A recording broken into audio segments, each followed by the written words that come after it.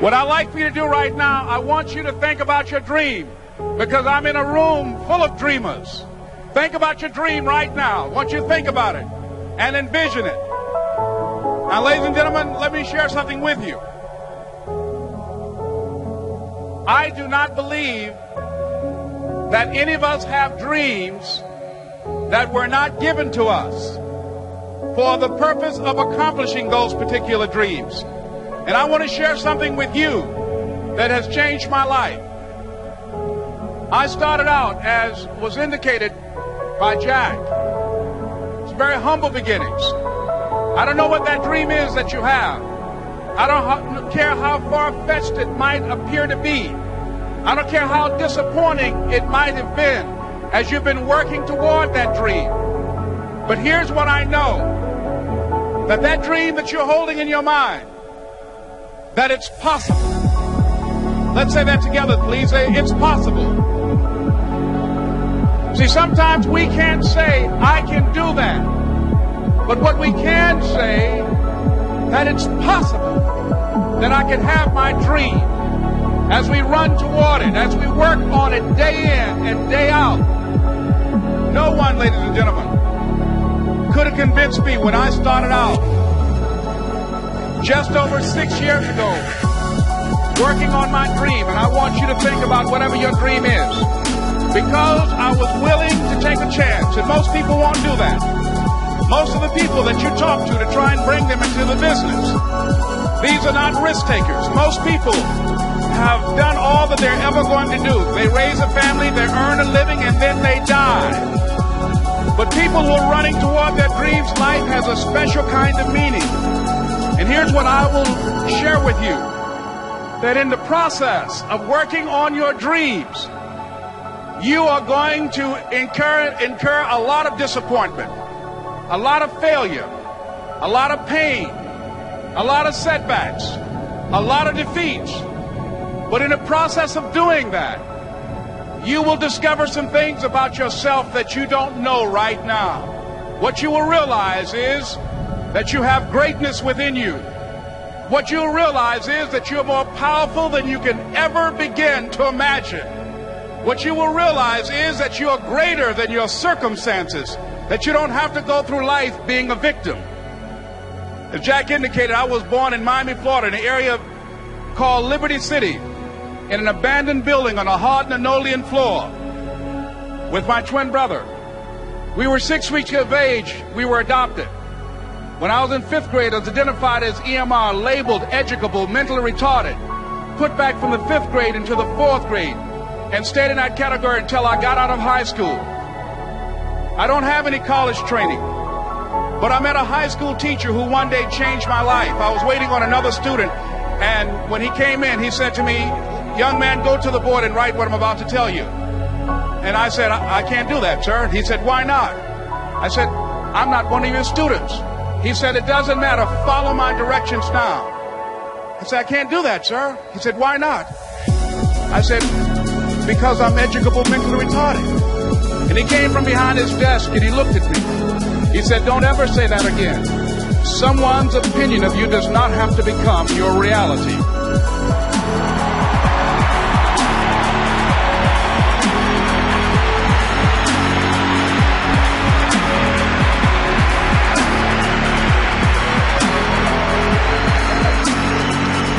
And that man, Mr. Leroy Washington, did something for me. He started planting seeds in my mind that enabled me to begin to dream, as Dexter has been doing for you. And ladies and gentlemen, I started working on my dream. And most people don't work on their dreams. Why? For many years I didn't. One is because of fear. The fear of failure. What if things don't work out? And the fear of success. What if they do and I can't handle it? The other thing is that most people, ladies and gentlemen, they get comfortable. They stop growing, they stop working on themselves, they stop stretching, they stop pushing themselves, and they end up becoming very cynical about life, and they throw in the towel on themselves, and on their families, and on their dreams. And the other thing is that most people don't feel worthy. What I'm doing now, I could have been doing years ago. But because I did not have a college education, because I didn't believe in myself, Because I allowed other people's opinion of me to control my destiny, I didn't act on my ideas. So I applaud you for your dreaming, for your running toward your dream. I applaud you for believing in yourself, because that's what life is about, stretching and challenging, looking for ways that you can begin to improve yourself. And ladies and gentlemen, as a result of stretching out, of acting on my dream, and I don't know what that dream is for you, I can tell you that it's possible. No one could have convinced me that after just over 6 years, I will have my own book entitled Live Your Dreams. Just over 6 years, I will have 5 specials on public television. Just over 6 years, I've done motivational speaking for AT&T, Procter & Gamble, McDonald's Corporation, Xerox, IBM. Just over 6 years. I will now have my own talk show that will premiere on Monday, Labor Day. I'm saying to you, your dream is possible. Your dream is possible. But not only is it important that you believe and begin to know that it's possible for you to live your dream as you run toward it, but I've done something that I want to share with you called Choosing Your Future. In fact, I've developed a set of tapes talking about how to begin to create your own reality by choosing your future.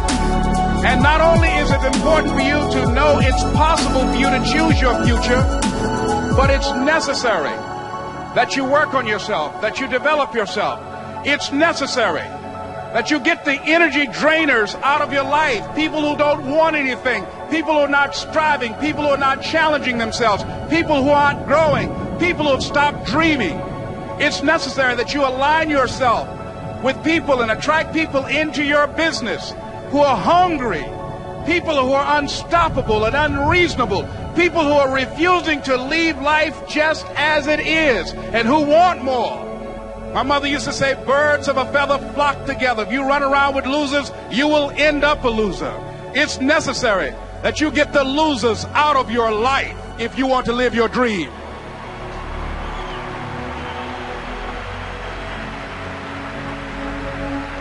It's necessary to know that everybody won't see it, that everybody won't join you, that everybody won't have the vision. It's necessary to know that a lot of people like to complain, but they don't want to do anything about their situation, that you are an uncommon breed. You have to know within yourself that I can do this. Even if no one else sees it for me, I must see it for myself. That's necessary. It's also, ladies and gentlemen, necessary that you be creative when you're working on your ideas, that you understand the importance of changing up, of readjusting your strategies. Many times we can have a great idea, but if you're not advancing it in the right way and things don't happen, you become discouraged and think the idea doesn't work. No, that's not true. It's necessary that we become creative. I remember when I was in New York walking down the street, and a guy approached me and said, "Hey, mister, can I shine your shoes?" And I said, "No, I'm in a hurry. I don't have time." I kept walking. Someone else said, "Hey, man, your shoes look funny.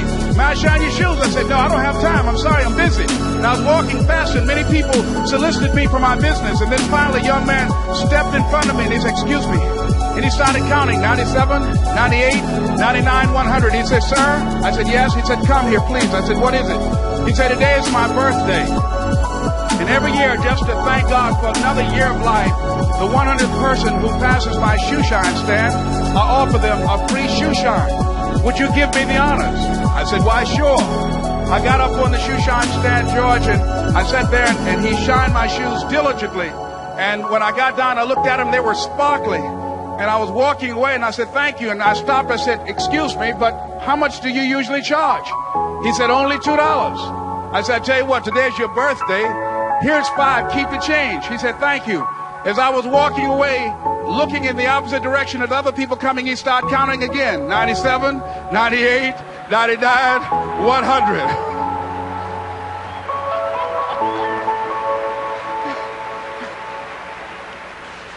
It's necessary that you be flexible, that you are always thinking of how can I improve this better. This is a customer-driven economy. it's necessary for you to always explore various ways in which you can improve the quality of service that you're providing for the people in your organization. I remember something, a major company had talked about the extra value service they were providing for their customers. And the lady who had the news conference summarized it this way. She said, it's not our intention to satisfy our customers or to please our customers. Our intention is to amaze them. It's necessary, if you're going to compete today, that you look for ways to amaze your customers by being one of those individuals that keep your commitments, that keep your word, that's relentless.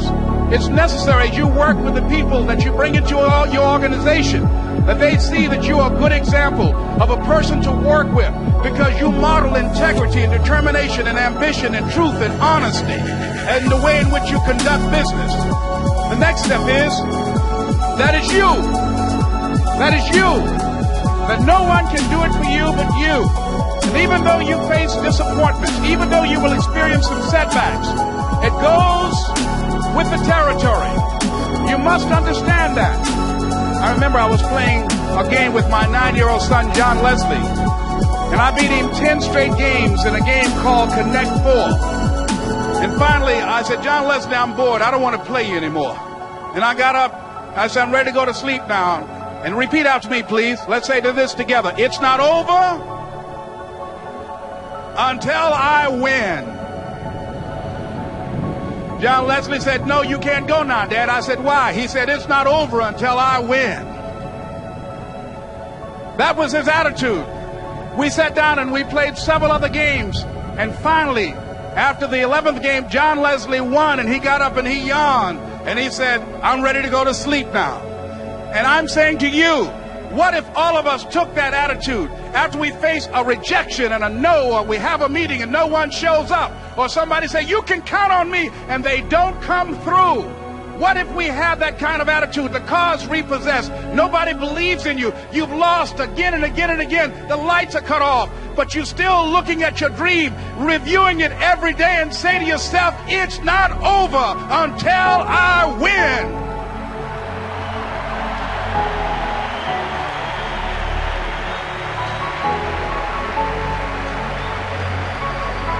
Life will yield to you. Now here's the next step. Repeat after me, please. It's possible. I can live my dream. It's necessary. I work on myself. Surround myself with winners. Become creative. It's me. I've got to make it happen. It's not over until I win.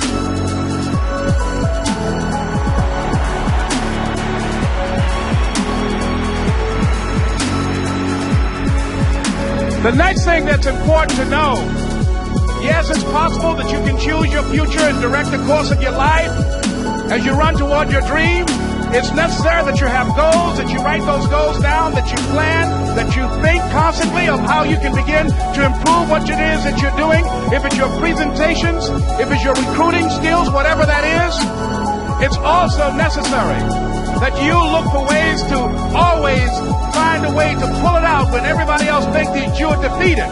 That you've got to take personal responsibility to know that in order to become successful, you've got to make it your personal business to do it.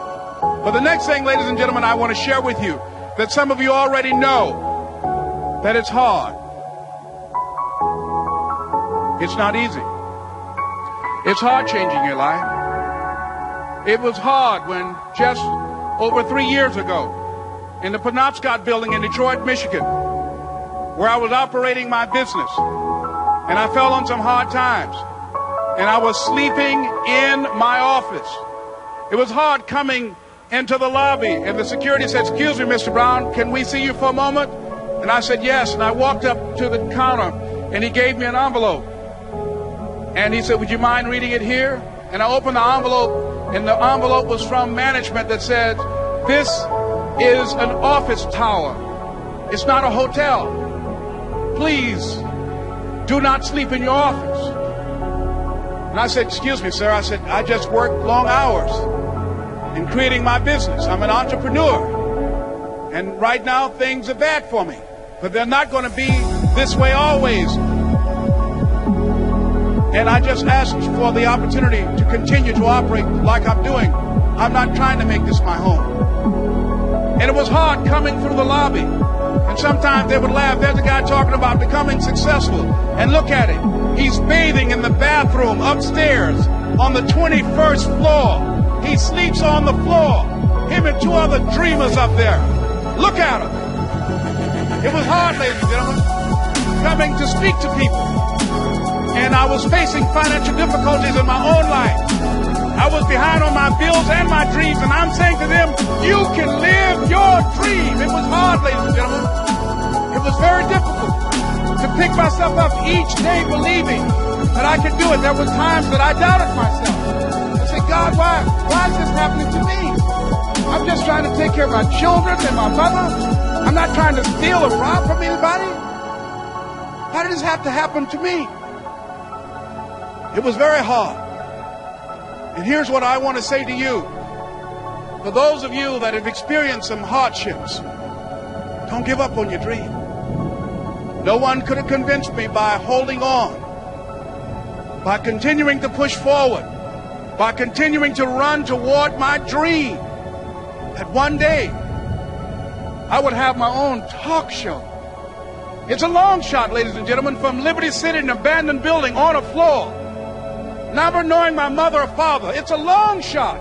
Being here with you today in this dome in Atlanta, it's a long shot. No college training, labeled educable, mentally retarded, but I kept running toward my dream.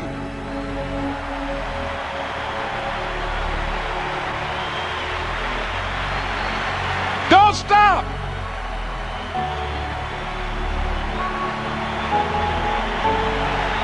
Don't stop.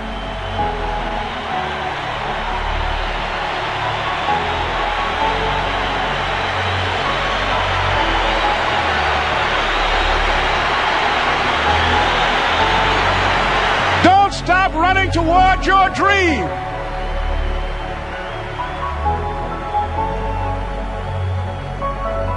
It's very important as you hold on to that dream. There are moments when you're going to doubt yourself. There are rough times are going to come, but they have not come to stay. They have come to pass. It's very important for you to know that. Don't say I'm having a bad day. Say I'm having a character building day.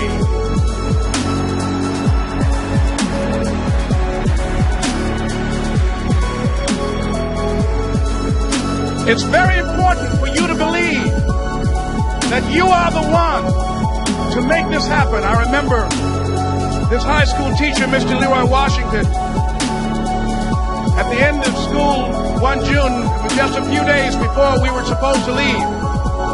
And I just got my report card, and it indicated that I'd failed history, and I'd failed English, and I would have to go to summer school. And I was feeling within myself that I was a failure, that I'm slower than most people in getting paperwork, and I was feeling down on myself and very negative.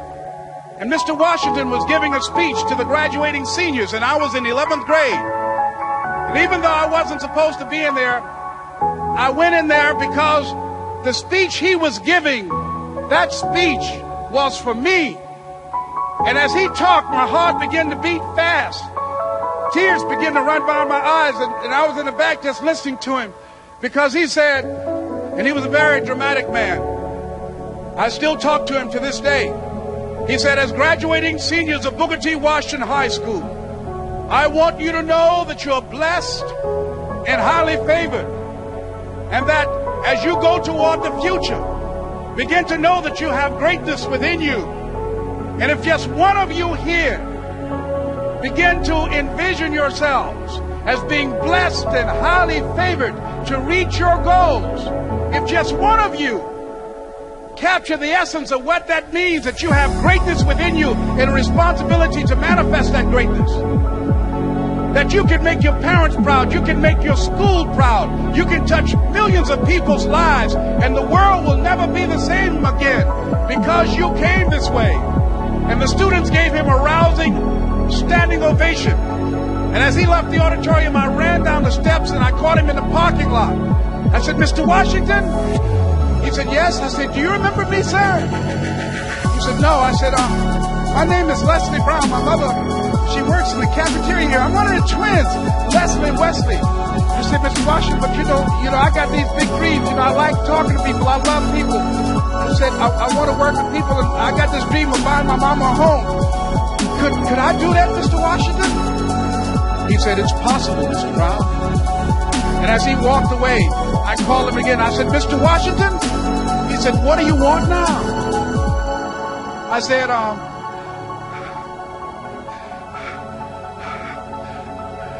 I'm the one, sir. I said, I'm the one. You remember me, sir. I'm Miss Mamie Brown's boy. I'm the one. I'm the one.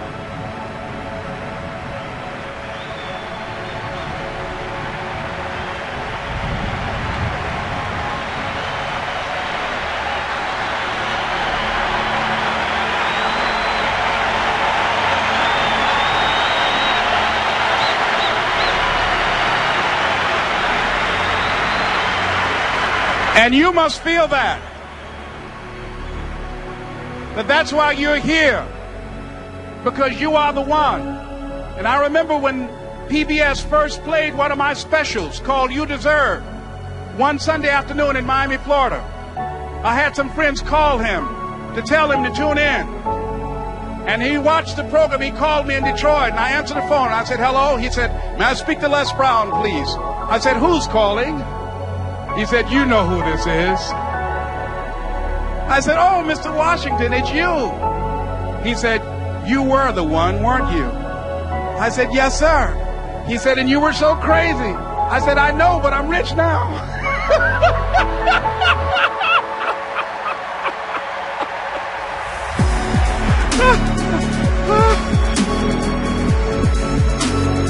Ladies and gentlemen, it's not going to be easy. It was hard laying on the floor of the Penobscot building, looking out of the window, daydreaming, saying, Les, can you do this? Can you make this happen? I used to listen to tapes day in and day out about See You at the Top, my great friend Zig, and Dennis Waitley, and different other motivational speakers, and Dr. Norman Vincent Peale, and Dexter saying, don't let nobody steal your dream. I used to ask myself, can I do this? And something said within me, you're the one. You're the one. Now let me tell you something, ladies and gentlemen. While you're here, and before you go back home to your respected cities and communities, write down at least 5 reasons on why you deserve your dream, on why you won't give up, what's going to make you unstoppable, why you must be unreasonable, because logical, practical thinking says you can't do it today. But if you want to produce unreasonable results in your life, like living your dream and taking charge of your destiny, you've got to be an unreasonable person. You've got to be an uncommon person. So write down the reasons of why you're here.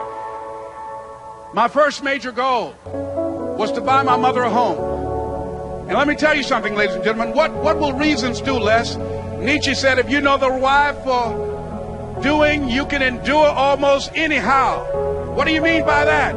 If you know why you're doing something, when the hard times come, and they're going to come, when the disappointments and the rejections come, and they're going to come by the truckloads, your reasons will be your rod and staff to comfort you, to pick you up. Once again, I got a saying on one of my tapes, if life knocks you down, try and land on your back, because if you can look up, you can get up. Let your reasons get you back up.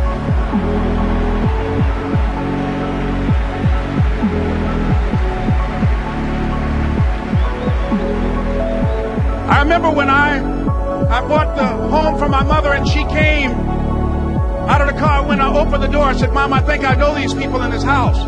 That was my first major goal. And then I couldn't conceal it anymore. I said, Mom, I got this for you. And as she went from room to room, looking at the house and saying, thank you, Jesus. Lord, no one ever could have convinced me that this could have happened to me. And she looked at me, she said, Leslie, and you caused me so much problems as a boy. You were always into stuff. She said, no one could have convinced me that day when I walked in that house and this lady was holding you and your brother. And she said, ma'am, I want you to promise me two things. And she said, what is it? She says, one, promise me that you won't separate them. She said, I want them raised together. I want them to know each other. I got pregnant while my husband was away in the war, and I can't keep them. Promise me that you won't separate them. She said, I promise I won't. I've never had children. I promise I won't separate them. And she said, promise me that you'll never tell them about who I am, because if my husband ever found out, he would kill me. She said, I promise. And she said that she gave them to us, and she kind of cried, and she was walking out the door, and she looked at my adopted mother. She said, remember, don't you separate them. She said, I swear to God, I won't separate them. I'll keep them together. And she said, as I held y'all in my arms, I never had any children of my own. I didn't know how I was going to do it, but I knew with the help of God, I would do it. And ladies and gentlemen, my mother had a dream of having children and raising us. She didn't know how she was going to do it. You're going to be just like that. And some of you are already there. Well, you don't know how you're going to make this happen, but you just feel within yourself some way, somehow, with the help of God, I'm going to make it happen. Repeat after me, please. No matter how bad it is, or how bad it gets, I'm going to make it. I'm going to make it. Shake somebody's hand on your right and left and say, you got the right stuff.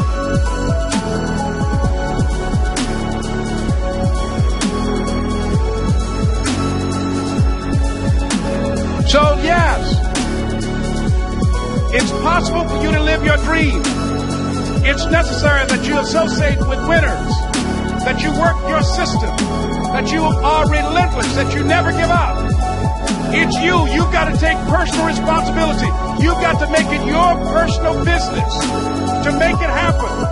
And you've got to resolve within yourself that I can do this, that it's hard, but you've got to say, I'm the one. I'm the one to make this happen. I'm the one to become successful in this business. As you work to help other people to become successful, that feeds your success. But you know it's going to be hard, but find out what will make it worth it for you. I told Mr. Washington I wanted to become a disc jockey. Someone asked me to tell this story. And he said, Les Brown, he said, if you want to do anything worthwhile in life, you've got to be hungry. And so I started working to develop myself. He said, I want you to practice every day being a disc jockey. I said, but I don't have any job now. He said, it doesn't matter. He said that it's better to be prepared for an opportunity and not have one than to have an opportunity and not be prepared. So every day I was working to develop myself. And that's what you must do. And as I was working to develop myself, I applied for a job as a disc jockey, WMBM on Miami Beach. I went to a guy named Milton Butterball. I said, how you doing, Mr. Butterball? I'd like to get a job as a disc jockey. He looked at me, he said, do you have any broadcast background? I said, no, sir, I don't. Do you have any journalism background? I said, no, sir, I don't. He said, we don't have any jobs available. I said, yes, sir. I went back to Mr. Washington and I told him. He said, don't take it personally. He said, most people are so negative, they will have to say no 7 times before they say yes. He said, go back again. So I went back again. I said, how you doing, Mr. Butterball? My name is Les Brown. He said, I know what your name is. What do you want? I said, I'd like to know whether or not you have any jobs as a disc jockey, sir. He said, didn't I just tell you yesterday we didn't have any jobs? I said, yes, sir, but I don't know whether or not somebody got laid off or somebody was fired, sir. He said, no one was laid off or fired. Now get on out of here. I came back the next day. Hello, Mr. Butterball. How are you? He said, fine. What do you want now? I said, I'd like to know whether or not you got any jobs, sir. Didn't I tell you the last 2 days we didn't have any jobs? I said, yes, sir, but I don't know whether or not somebody got sick or somebody died, sir. He said, no one got sick or died. Now don't come back here and throw me out again. I came back the next day like I seeing him for the first time. I said, hello, Mr. Butterball, how are you? He looked at me with rage. He said, go get me some coffee. I said, yes, sir.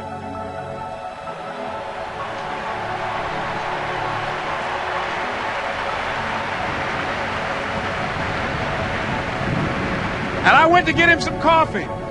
After a while, I would get their lunch and dinner, and I would go in the control rooms and take the disc jockeys their food, and I would not leave until they would ask me to leave.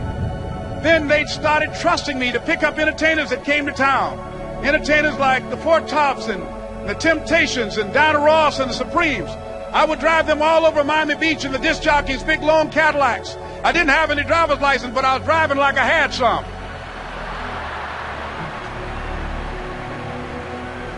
And one day, one Saturday afternoon, while I was at the radio station, a guy named Rock was drinking while he was on the air.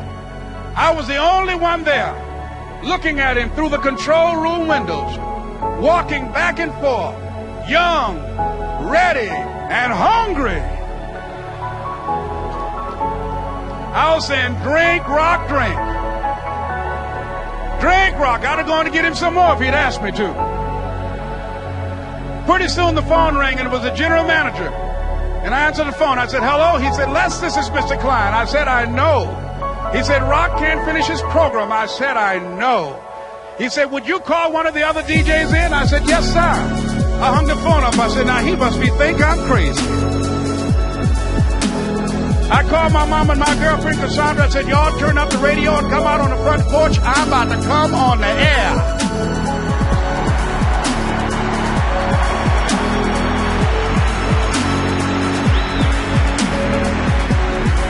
I waited for about 20 minutes, and I called him back. I said, Mr. Klein, I can't find nobody. He said, young boy, do you know how to work the controls? I said, yes, sir. He said, go in there and don't say nothing here. I said, yes, sir. I couldn't wait to get behind those controls. I put on an old Stevie Wonder record called Fingertips. I sat down behind that turntable. I said, look out, this is me, LB, Triple P. Les Brown, your platter playing papa. There were none before me, there will be none after me. Therefore, that makes me the one and only. Young and single and love to make a certified, bona fide, indubitably qualified to bring you satisfaction, a whole lot of action. Look out, baby, I'm your love man. I was hungry. I was hungry. You gotta be hungry.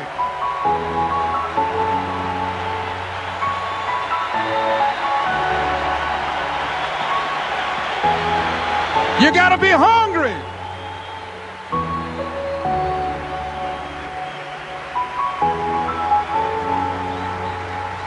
So, ladies and gentlemen, if you want to make your dream become reality, the people that are running at their dreams know that it's possible that you can live your dream, that it's necessary, that you're relentless, that you have a plan of action, that you are creative.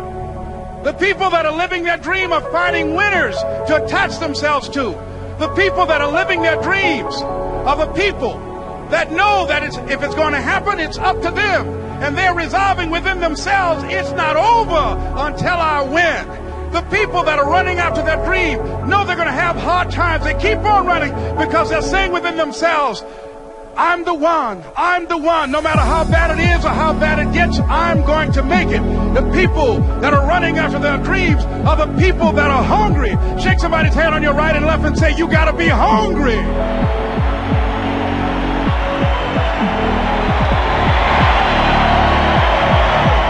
And as you run towards your dream, I want to dedicate this to you that I love very much. I want to thank Dexter and all of you. It's something that I'm known by. It's on our tapes called Choosing Your Future. That says simply this, that if you want a thing bad enough to go out and fight for it, to work day and night for it, to give up your time, your peace, and your sleep for it, if all that you dream and scheme is about it, and life seems useless and worthless without it, and if you gladly sweat for it and fret for it and plan for it and lose all your terror of the opposition for it, and if you simply go after that thing that you want with all of your capacity, strength and sagacity, faith, hope and confidence, and stern pertinacity, if neither cold poverty, famish or gulf, sickness or pain or body and brain can keep you away from the thing that you want, if dogged and grim you besiege and beset it with the help of God, you'll get it. This is Mrs. Mamie Brown's baby boy, Leslie Calvin Brown, saying it's been a plum-pleasing pleasure as well as a privilege. Thank you.